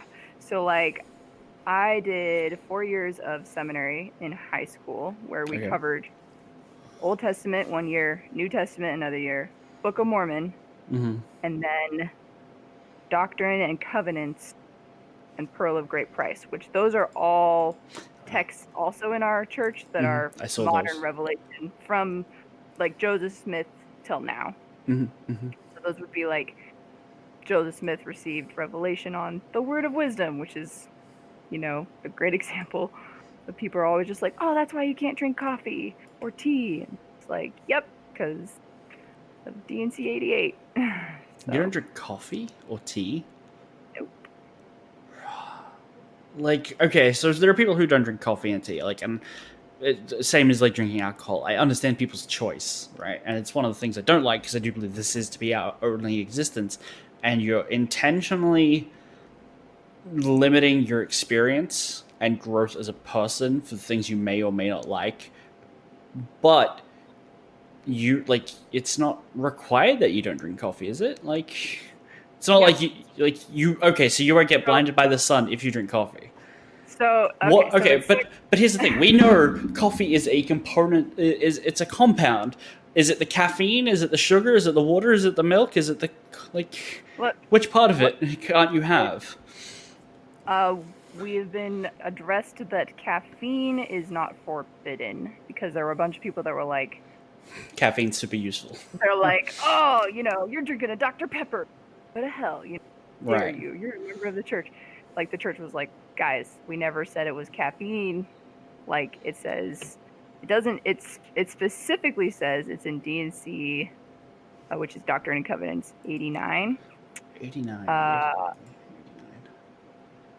And that verse 7, and again, strong drinks are not for the belly, but for the washing of your bodies. Again, tobacco is not for the body, neither for the belly, and it is not good for man, but is an herb for bruises and all sick cattle to be used with judgment and skill. And again, hot drinks are not for the body or belly. Well, okay, hot drinks? Which you can't have hot chocolate? You can't have hot chocolate? Oh, no, you're missing out. Which is clarified as tea and coffee. Okay, so you can't have a hot chocolate. But I can have hot okay, so I love hot chocolate. I'm gonna go out on a limb and offer you that coffee is something that is greater than the sum of all its parts, which is why it doesn't bother to list the specific part of coffee that you cannot have, right? Like, it's when you put all these things together and call it coffee, then it becomes bad. It's not like the coffee beans that contain evil compounds that can't enter the body, right? Like, I'm going to offer you that olive branch, right? Is that what this is saying? Because, otherwise it just doesn't make any goddamn sense. So a lot of people are they with this specifically, they're like, they call what's following like the letter of the law, which is rather than the spirit of the law. So they'll be like, it literally says hot drinks. So therefore, I can have cold coffee. Iced coffee is good. So they're like, it's the letter, which is like, Well, actual, the word. if I like the spirit, which is like, you're not supposed to drink that because like. Well, no. Religion has always been clear and concise in what it wants to convey. And if it meant you can't drink cold coffee, it would say that like quite clearly, and it couldn't be disputed. Evidently, cold coffee is fine. What about soup? What about soup? Soup is a hot liquid, like it's a hot drink, right? Again, I'm telling you what has been. Is it a problem if it's in a cup but not in a bowl? So if you put coffee in a bowl and drink it like that, is it fine? But if right? But if you put soup into a thermostat, right, then you can't have it. So let me tell you what happens if you do. So we have the temple, which is like the highest thing that we can, I think, do. Yeah, that we can do in this life. That's like going to the temple is probably like, if someone goes to the temple, that's like as high as righteousness goes, because Mhm. you have to get interviewed by your bishop and then the what's called a stake president, which is the person in charge of like the whole area of all the churches that Mhm. like meet. So you have to get interviewed by two people, and one of the questions is, do you keep the word of wisdom? So it's like, do you drink coffee? And if you're like, yes, it's like, okay, well, you just can't go to the temple. You can still go to church. You can still live your life, but like, you just can't go there. So it's Hold on. like, When you say go to the temple, you mean a physical place? Like I can't go in. I can't visit this place because I drink coffee. Because I actually was drinking a can of V earlier today. I can't. correct. Um, Correct. You would have to get a recommend, which is just a letter letter of that has your recommendation. name on it. Yeah, it's like a letter of recommendation. Very small. It's got your membership ID on it, and it's got signatures from the bishop and stake president that have clarified that they have proved that you can go in. So when you do go to the temple and you go up to the door, there's a person waiting there. You give them your recommend. They look at it, make sure that it's real, give it back to you, and then you're off to your appointment, which is either baptisms or temple marriages. Right. Fun fact about this can of V. I don't drink V all that often, but I had to get money out to pay back my housemate yesterday for buying lunch. And so I went to the shops, and I could just go and ask the cashier, can I get some money out? But I feel bad walking into a shop and not buying anything. So I was like, oh, I'll get a drink, I guess a V. And that's why I got that. And then I got to the register, and for whatever reason, they were like, yeah, you can't do cash out. And I couldn't, I felt too bad. Like I couldn't walk back and put it on the shelf, so I had to buy it. The whole reason why you were there. Yeah. I mean, is it good? I mean, was it even worth your? I mean, it's not awful, right? Like, but it's not so good I would condemn myself to hell for it, right? Okay, cool. Coffee's so good, though. Coffee is good, right? Like, yeah. Makes your teeth yellow. It's true, but that's... So you can't function if you don't have it in the morning. Have you seen those videos of people that like go off coffee for like 7 days, that have done it like every day, and they're like going crazy? Right. Well, I'm not saying it's not an addiction, right? But fun fact, if you like, they did a study. They put people who were religious, devoutly religious, in an MRI, and people who were addicted to, I think, tobacco, and I think there was like a hard substance like meth, and then an alcoholic, all in MRI machines. And the one thing they all had in common was that the religious people and the addicts, parts of the brain that lit up were all the same when talking about their addiction. Right, which is why churches that offer like Alcoholics Anonymous are so successful, because they're not removing the addiction; they're just swapping their product to something that's more socially acceptable. Oh, like in their brain. That's cool. Interesting. Yeah, we have that. We have a 12-step recovery for people with like alcohol and porn addictions. So right. Depending on when, like, if I was gonna have a missionary actually come to my house, I would like. Obviously, I'm not gonna do it here because we started at 7:30 in the morning. But I was gonna have a beer, like, just in front of them. Oh my gosh! You're like, so you guys can't have this, right? Right. Yeah, that's right. Yeah. No, don't do it. I mean, we don't do that. I don't like. There's a problem with that where experiencing other cultures, like, you're inherently inferring that other cultures that have alcoholics at ceremonies, right, or deep parts of their traditions, right, like let's say rice wine or sake in Japan, are just all somehow lesser, because somehow throughout all of time nobody there ever listened to, hey, don't brew alcohol, right? Or don't brew alcohol for drink, right? Like, obviously, as a disinfectant, it's great, but nowhere in the Bible will you find any talk about disinfecting something, right? Because they didn't know germs existed. Yeah, you bring up a good point because there's a lot of traditions, of like traditions of my father's. That there's like so many cultures where it's just like this is like, even just Asian culture, like this is like what's expected of me. So like, Mm-hmm. how could you ask me to possibly change? Mm-hmm. And it's like God is the oldest tradition. So in a way, you can think of No. it like that, where it's like We have calendars older than your religion, right? Like you can't argue that. Like you get away with it. we believe that God was before all of this. Like He created all of this. He brought all of us together, our intelligences together. He made the earth for us. He didn't. He made Gravity our did that. bodies, gave us this place to be, and then we can be with Him again. Right, but like, I just couldn't be like, oh, I'm going over to a friend's wedding or something, and deeply spiritual for their own religious reasons or their own cultural reasons, and just being like, oh, I'll come, but I'm not taking part, right? Like, there's, like, I'm an atheist, but I like, if I was like, hey, I'm going to America, and I stop in at Ted's, I stop in at your place, I stop in at all my other friends, and one of them happened to land on a Sunday, and you were like, hey, you want to come to church? I'd be like, yeah, sure. Like, I'm not against experiencing what you believe, or at least attempting to, right? But to then just be flat out and be like, nah, can't do it, bro, because you have to drink, wine or whatever in the ceremony, right? Just be like, I couldn't live like that as a worldview that all these other places are condemned because coincidence, happenstance, I guess the devil, right? Because that's basically the reasoning of what you're positioning, which is 10,000 years of human civilization, and the devil has intervened at every step that for some cultures to derive them of the light of the sun.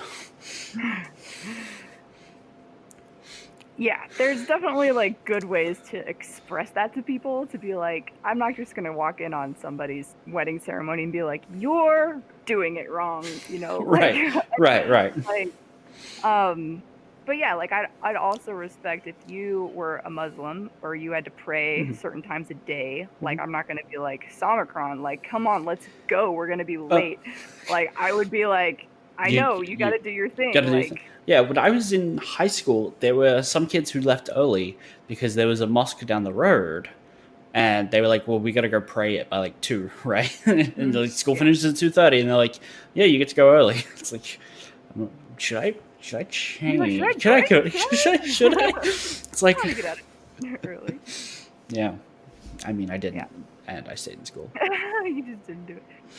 So, so the Book of Mormon has great scriptures about trying to be like Christ and Christ being there, and like people who followed like teachings in the Bible. So there's the last book is Moroni, which he was the very last one to write in this. His father was Mormon, and he was the one who actually took like all the records of all these other people that wrote, put it into one book. Which is why they call it the Book of Mormon, because they're like, oh, this is like Mormon put it all together into one thing. Right.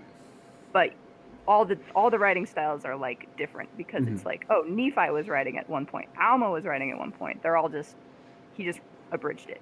So Moroni is the son of Mormon. He was the last one with the records, and he wrote some like powerful scriptures. I love the whole book of Moroni. It's my favorite book. Okay. And so he was like the last righteous person in America around like 400 AD. Everybody else was at war, killing each other. He had all the records. He was hiding them up, and he was basically gonna die alone. And it was very depressing, but he knew that this is like what he believed, and that it needed to be saved. And so he was instructed on where to bury it, which then, thousands of years later, Joseph Smith was told where to find it. So that's the record that convenient actually brought out.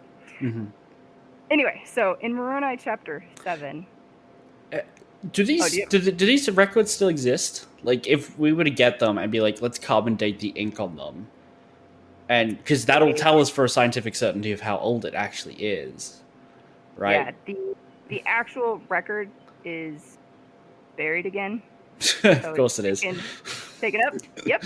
Oh yeah. Nope. I'm gonna go out on a limb and assume it's buried somewhere on private property that the church owns, right? So no one accidentally digs it up, right? Like, we wouldn't have put an apartment here, but found the Book of Mormon, right? Yeah. We're pretty confident that like no one would be able to find it. If God wanted it to not be found, He would make sure it wasn't. But it's Hill Cumorah in New York. If you want to check that out, Hill Cumorah. Hill Cumorah, okay. The Hill Cumorah is where Joseph Smith went, and he unburied them and then took them back. Okay. So Moroni, last guy to write, wrote about charity, and chapter 7, verse 45 says, "And charity suffereth long, and is kind, and envieth not, and is not puffed up, seeketh not her own, is not easily provoked, thinketh no evil, and rejoiceth not in iniquity, but rejoiceth in the truth. Beareth all things, believeth all things, hopeth all things, endureth all things. Wherefore, my beloved brethren, if ye have not charity, ye are nothing. For charity never faileth. Wherefore, cleave unto charity, which is the greatest of all. For all things must fail. But charity is the pure love of Christ, and it endureth forever. And whosoever is found possessed of it in the last day, it shall be well with him." That's just like one example of the things that we were taught, is like to have love towards others and to have patience. So it's believeth all things. That's a contradiction, right? It's contradiction, not contradictions. No, plurality. Believeth all things. How does that work? Because obviously there are things you have to not believe. Yeah. Right. Like, you could just not have written that. Like, surely whoever wrote that saw the irony in that, right? Makes no sense. Oh god, give me strength. Oh my gosh. Anyway, it's just an example of like what are some things that we're taught in this, is like how to be kind to others, how to live our lives and not kill people, which is what a lot of this was. Honestly, there was a lot of war. There's some really cool chapters in Alma actually that are like when they're in war and like the strategies that they did to like outsmart the other imposters, you know, like you'd go in and like attack a village and outsmart them or something, they'd get their land back. So Alma, oh my god, so much to read. Alma's long. Yeah, Alma's long. I'll just skip to the end. It's probably all summarized anyway. I'll skip to the end. And thus ended the account. God damn it! See that? I just wanted the clip notes. Is that the very end? Yeah, the last one. And thus ended the account of Alma and Hallam and his son, and also Shiblon, who was his son. Good to know. Yep. Yeah. Tells me nothing about what happened. There you go. Actually, no, it ends bad. They got stirred up to anger again. Verse 14. Oh, I have like a little comment that's just like, no! Like, so they went through all that fighting just to fight again. And it's just like, stop fighting. That's funny.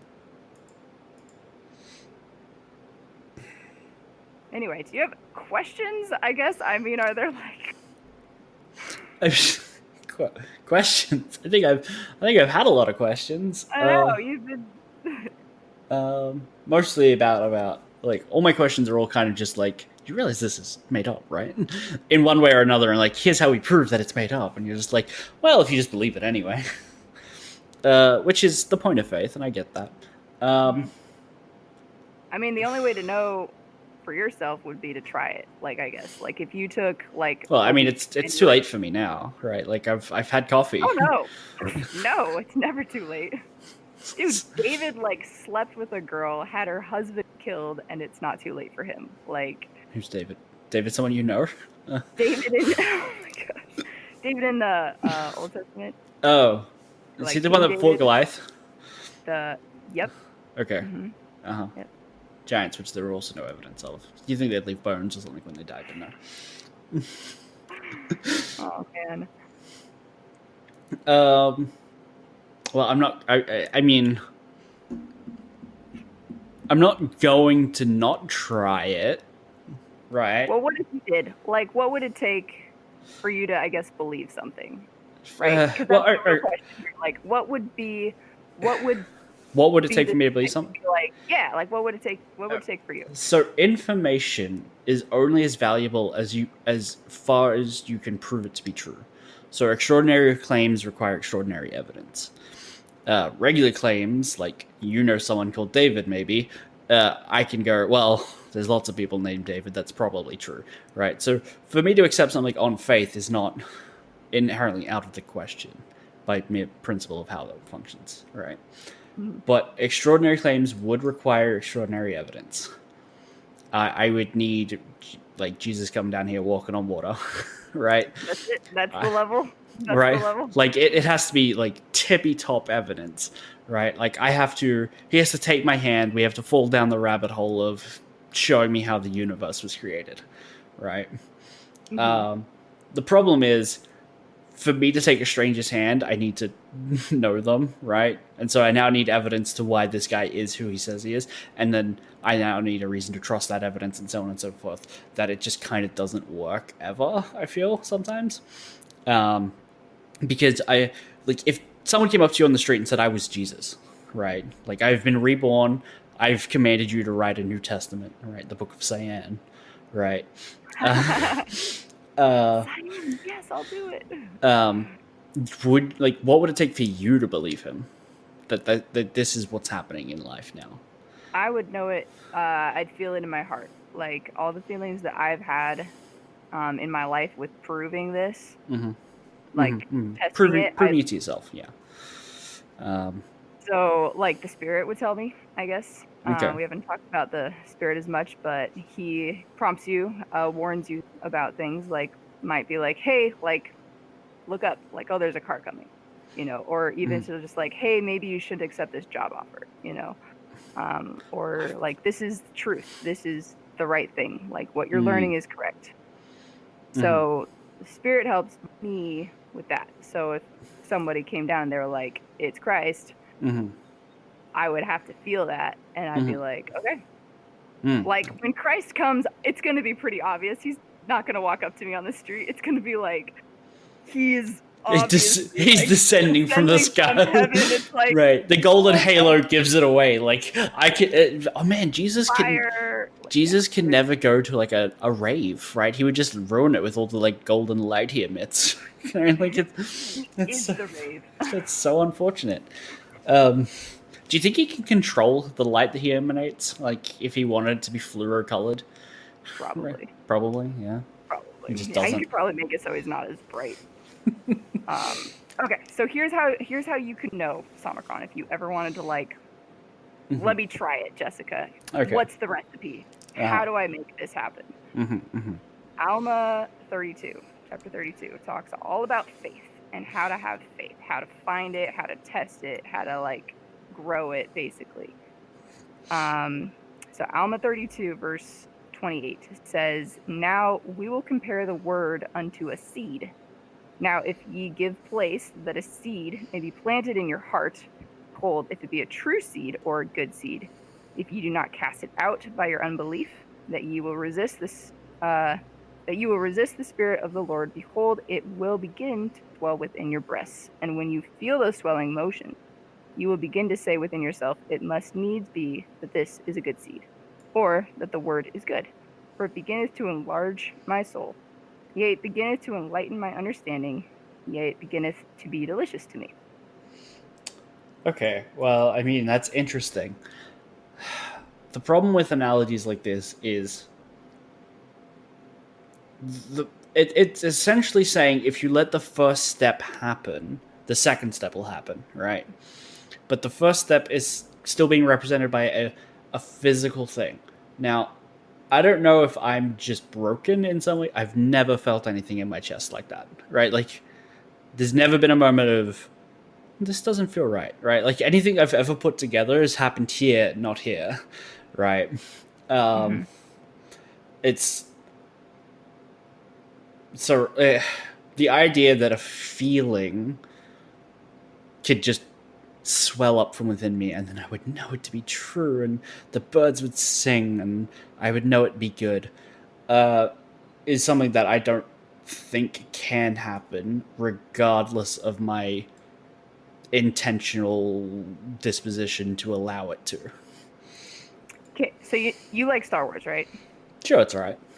Okay. Well, like, did you ever, like, as a kid, like, hope that the Force was something that you could have, so like you could do, and so course. you'd like try it? You're like, come on. Sure. So it's kind of like that, but it actually happens. Like you feel it inside of you. Like you actually. Right, but I like- stopped being 7 a while ago. Like, I'm sorry, I can't believe in things the way I did as an infant, right? Like, besides, if I'd got given the Force, I would be Sith Lord, not Jedi, right? Like, Use it for evil. all would look upon me in despair, right? I'm Galadriel in the Forest, being offered the ring. There you go. Right? Like, So the scriptures say it's this easy. They say it's this small of a thing. Even if it's just a desire to want to believe, to want to feel it. Like if it's that small and you're actually genuine about it, like you feel it. So if this was something that you could actually try to do, where you were like, let's prove it, and then now it's proven, you know. Right. Well, see, Either way, would you try it? well, the problem is that the proof comes from wanting the proof, right? I want proof to let me know that I want it, right? It's cart before the horse before the cart. I think it's right? like placebo kind of thing, where it's just like, I mean, I'm yeah, just I mean, I think that I want. think that's how that happens. Like, that's the effect of how it does work when it does. Sure, but if I have to want it for it to work, but the way I think is I need to know that it works before I want it, right? Like if someone said, I can give you, I have a lazy eye. I think I can never remember which one it is. But I can't read distances very well with my right eye. If someone said, let me stab your eye with this pen and it'll fix it, I need to, like, before I want that to happen, I need to know that it works, right? So someone says, just want to believe it and it will work. I need to know that it works before I can want it. But to know it works, I have to want it. Right? It's just an infinite circle of, well, this doesn't work. Are you, if you did get a feeling, would you be afraid of it, I guess? Or would you just be like, I mean, I'm not afraid of feeling. No, I don't want to know. Like, why did I try this? I don't want to know that. I'm not afraid of feelings, right? But the problem is I've never felt something the way it's described. Right. So it's a matter of, I know me, that if there was a feeling that I get that's like, oh, look up because a brick's about to come out, or like, don't take that job offer or whatever. I've never had an experience like that there's something looking out for me when I don't know it's there. Right? Yeah. Because frankly, there's a lot of questions that ask, right? Like, where were you when I got hit by a car 2 years ago? Right? Yeah, no, I totally get. I see exactly where you're coming from. You're like, it's never happened, so then why would I do it? Because it makes no sense that it would work, because obviously it would have already happened. Right. I mean, we're also overlooking the fact that when I was younger, I did want it to happen. Right. I considered myself to be largely agnostic for a very long time. But long time. I'm still young, right? Like, you know, long as in a relative term, right? So I have wanted it, right? And nothing's ever happened, right? Like, I've been to churches, I've prayed, I've been, you know, we had, I can't remember what the exact word was, but it was like after school scriptures, like lessons in like, we call it primary school, you probably call it grade school and elementary or something. Yeah. like Sunday school, primary But- school. Yeah. So like it was a part of primary school where just after normal kids would go home, you sat around learning, that somehow an 800-year-old man with no prior history building boats somehow got 2 of every animal, but koalas and kangaroos are only in Australia. Right, like, Yeah. Yeah, and all kinds of fairy tales like that. Yeah. But so the idea that I would have to want it for it to work when I have wanted it and it hasn't kind of already rules it all out.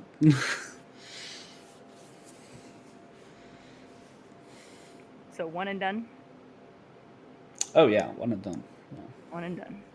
Yeah. Oh.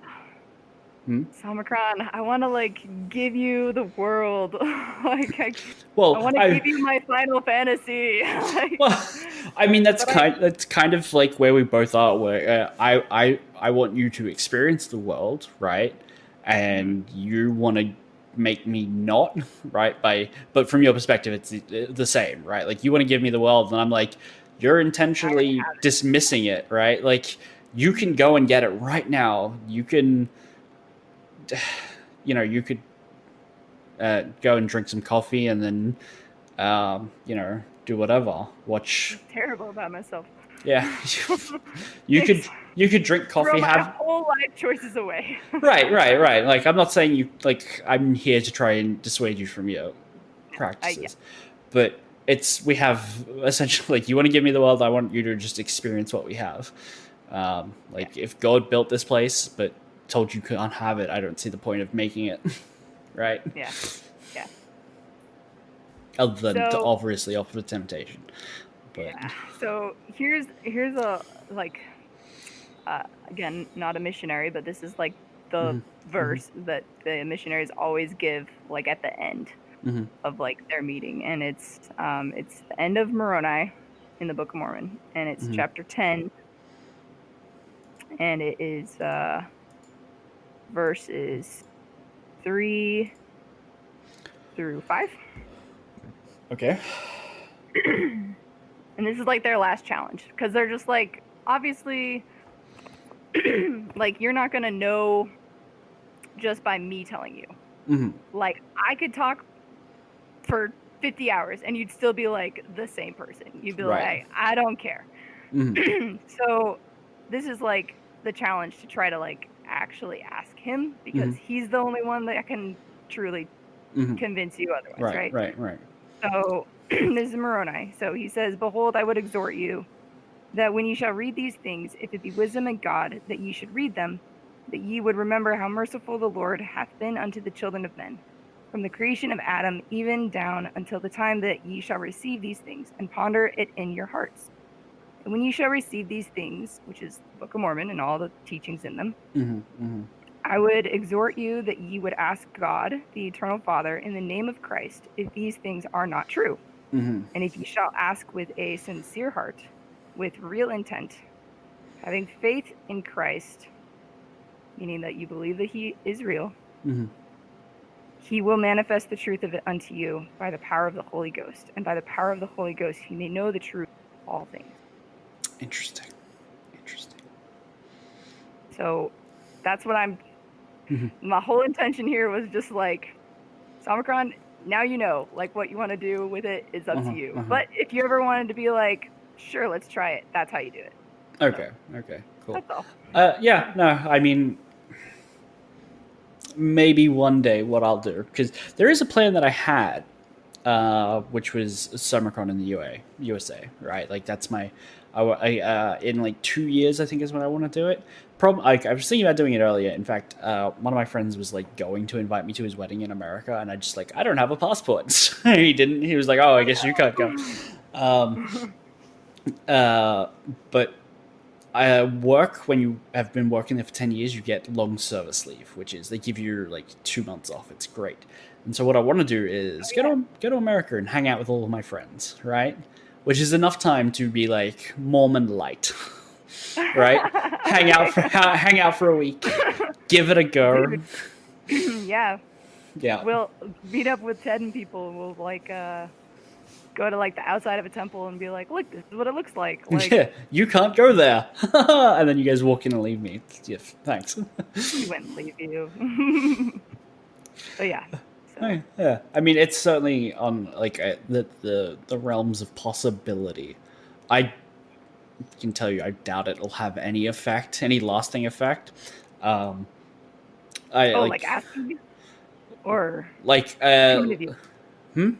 What are What? you talking about? Like it would have any lasting effect that I would be like, no, this is for me. I'm gonna start doing this full time. Right? Like I can already tell you that it probably won't because it's never before, right? Like just inertia at that point, right? Yeah. Also, I'm not giving up coffee. Yeah. God damn it! I had something again, and you made me lose it. Oh, sorry. I mean, so my husband is I actually taught him, and like pretty much like how I'm teaching you, just straight up like it's up to you. Like you have to do it for yourself. And this was when we were dating, so we weren't married or anything. So, but he's just like, I'm gonna try it. And what he did was he lived his life as if he was already a member to see if it was really like something that he wanted to. Because I mean, it's just like that's a huge commitment. Like anything that you do, like in life, that's like this, you know, it's gonna be lifelong consequences. You know, like a new religion is a big deal to just be like, yeah, let's just jump into it. So right. So he wanted to do that. So he tested it out by doing it that way, where it's just like, okay, you say no coffee. Okay, you say like don't work on Sundays. Let me try this out. Let's see if like this is something that. I mean, okay, so if you can't work on Sunday, but I sent you $10 for doing this, right?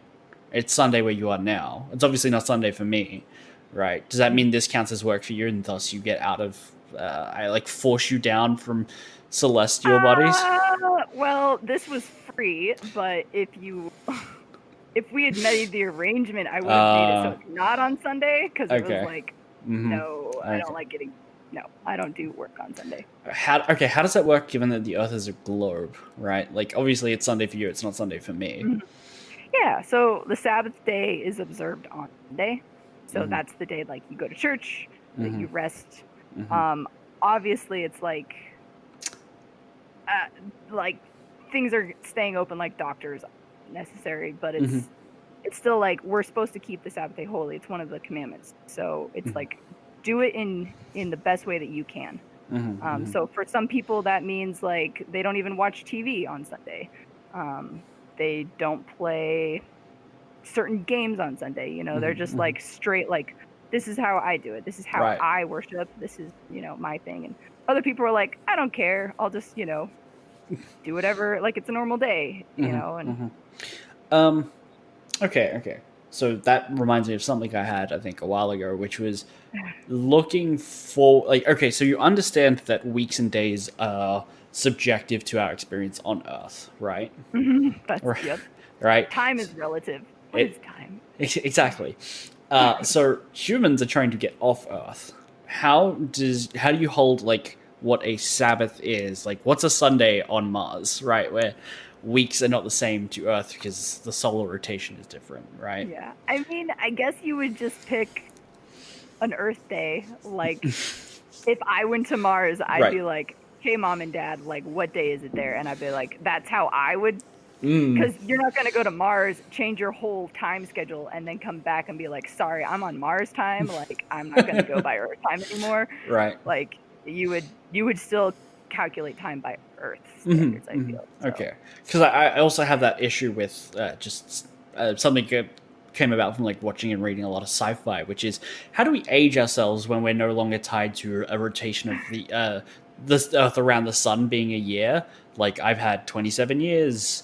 That's 27 rotations. But if we don't live on a planet that orbits this sun or orbits another one at a different rotation, how do you measure how old you are accurately? My guess would be, because not a lot of sci-fi talks about that. You would have to go by either, you'd say like a rotation with your birth date, like how old you are, or you would have one global thing that was just like a Like day of what like a certain one like of Roman standard right, right. letters. One of Like, one of the ones that I have seen that do have a solution for that is they would say I'm 40 years Terran standard because Earth yeah. is Terra, right? And we're Terrans.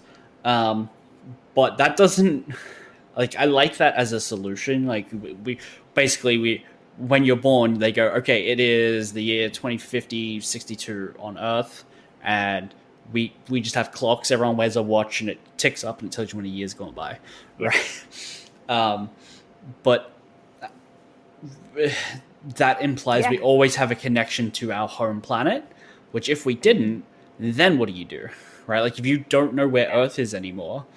I mean, it's like kilometers to miles. You just have to convert everything every time you traveled somewhere. You feel like, so right, this is a third of a day compared to that planet, and right, that's how we but, calculate time. But I'm saying there is a very real possibility that one day we won't be able to compare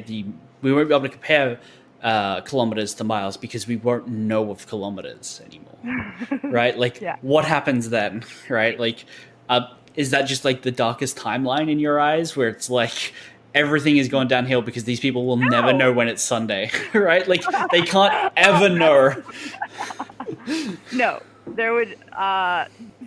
Like, all those souls are lost because, like, also if population counts increase, so obviously we need to have new souls, right? Where are new souls coming from? We have the same soul. We've had the same one the whole time. Right. Never changed. Is how we believe it. Right, but two people can have 10 kids. Is that 10 new souls? Yep.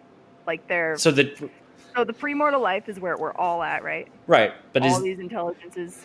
So like you come here first, you have a baby. Here, there's another one. They have a baby. Oh, there's another one. Like they're all God's children. Right, but the primordial circle, right, in the graph can't ever run out of souls. It's an infinite well.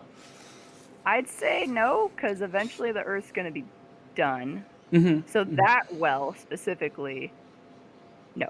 It will have an end. Like God has a number. He knows how many people are there. He knows how many people. Okay, so you're just assuming. Okay. So sorry, I don't want to be like confrontational about it. But what you're saying is that we have a cup that is Earth and a watering jug that is the primordial existence, and the amount of liquid or souls is the exact amount to fill the cup. Yep. Okay. But then if we got to a different planet, right, there's a different cup. Yep. Why wouldn't it come from the same cup? That's not really like talked about. Well, I know. As much, other than there's like, obviously, like we can become gods one day, so we can gather intelligence, and we can have our own worlds. And before our God, there was another God who was his God. Like it's just, I mean, then your brain explodes because you're like, we don't have the knowledge on this. We don't know how it works other than like. Right. At that point, you are talking about sci-fi, right? Like, you might as well be, right? Like the specifics aren't nailed down, right? Yep. Yeah. Okay. Oh, all right. Well, I think we survived. I think we're still friends. Look at that. I think we can still play Among Us. Oh, 100%. Yeah. Okay, so you don't lie, but you play Among Us. Yeah, I've thought about that because it's a game that we all agree that someone is going to be lying in it, so we know that we're going to lie. So it's like when you play Werewolf or Mafia, if you guys have those games, like, you know. Right, it's not lying, it's theater, right? Yeah. That's cool. Yeah, I've never heard it that way. Yeah. Right. I mean, yeah, like same thing with like plays and stuff. Right, because they have D&D, to. Yeah, you have to go and pretend to be someone else, right? Like that's lying. Yeah. There are some people that take it absolutely literally. They're like, I'm never gonna lie, so I'm not even gonna play games that lie. I've never met a person, but I'm sure there's people. Oh, like, yeah, it's probably. They take it like all the way. It's just like. And if you lie, you try to repent and be like, sorry, guys, I lied. So, like, an imposter, like, I'm sorry, Samacron, I deceived you. What about lying to someone because you're throwing them a surprise birthday party, right? Like, oh. Usually, you know. Usually, I do it in a way that's like, it's not a lie. Like, it's If I need to, like for my husband or something, I'll be like, this is something top secret and I can't tell you about it. And he'll be like, okay. So it's just like, yep, just don't ask. Like he even told me today, he's like, don't look in the Amazon cart like I'm ordering stuff. And I'm like, okay. So it's like his way of being like, I'm not lying to you, but there's stuff coming and I don't want you to know what it is, so I don't have to lie about it. So like, Right, fair enough. Fair enough. I mean, I'm now just curious why he leaves things in the cart instead of just like being like, oh, that's what I want, buy, send as gift. So it comes like without what it is written on the box. We still have to budget our gifts. Oh, yeah, for each other, so. that's fair. That's fair. Yeah. We're doing that like tomorrow, I think. So. Mm-hmm, mm-hmm. Yeah, we're supposed to be honest in all things, and it's hard, but you try, and you just like every little thing, you try to be as honest as you can. Obviously, we're people. Like that's the other thing is like God knew that we were gonna all mess up at some point, which is why He needed a savior that could be perfect and fix all of our problems. Basically, like justice had to be fulfilled. So, like someone has to pay for what we do. Like I lie, let's say only once in my life, and then I'm just like, oh no, now I'm imperfect, I can never make it back. But like I genuinely feel sorry about it. Christ steps in and says, I know you feel sorry about it. God punished me for it. You can go. And then he can go too, obviously, because he's the divine whipping boy, right? So royalty who grew up there like with sheltered sons and all that a long time ago would have whipping boys who were peasants that were brought in to basically live as like also sons, but whenever the royal son was like naughty or whatever, they like because they would just be best friends together, they would just whip the whipping boy instead, and it's like you get to watch your friend get whipped because you did something bad. So that's what it is. Okay. Yep, because otherwise it wouldn't work. We'd just be damned and be like, all right, none of you can make it to happiness, you're just gonna be miserable for eternity because you're not perfect. Sorry. Okay. That's fascinating. I mean, it is interesting because, like, given what you know of me, I'm fairly stalwart in my atheistic beliefs. But I'll tell you right now, my favorite class in D&D is monk, right? Which is, pseudo religion at like worse, right? I also like clerics; they're pretty fun. I'm reading a book at the moment called The Faraway Paladin, which is basically fantasy, but it's about a guy who's basically super religious, and he's he says some of the stuff you said. It's like he needs to make sure that his powers, he recognizes them, aren't his, but are gifts from his god, and he needs to be wise with how he uses them. You just wouldn't expect how much I consume very similar content and media about beliefs I don't hold. Right? Yeah. Right, like I don't know. It's weird. I kind of only realized it sort of the other day when I was like having to prep for this essentially. Oh no. That I was like, oh, what do I need to know? What should I look up? Yeah. What books should I have read? Yeah. Well, you can tell Falcon Paladin that you I've done survived your bet. You did it. Only just. Did it. And you still have a friend. I still have a friend. Yeah. Yeah, I mean, getting a little tired from all the book talk. I might need to go get a cup of coffee. Yeah. Oh. Yep. Yeah. And like because I totally understand your perspective, and I understand people who haven't lived my life, just the same way that I don't understand, other people's lives. So I can't be the one to be like, well, you're screwed, like I'm not gonna say and like condemn you and be like Somicron, like I'm just like, you're doing fine, like ask questions if you're curious, but like that's your life. You're the one that has to live it. Like I should never be the one to tell someone how to live their life because it's not my life. Like I have my own life to worry about. It's true. Yep. All right. So big supporter of choices here. So. Choice. Yeah, Enjoy everyone, your coffee. we're all pro-choice. There we go. I think that's what we take away from that. That's right.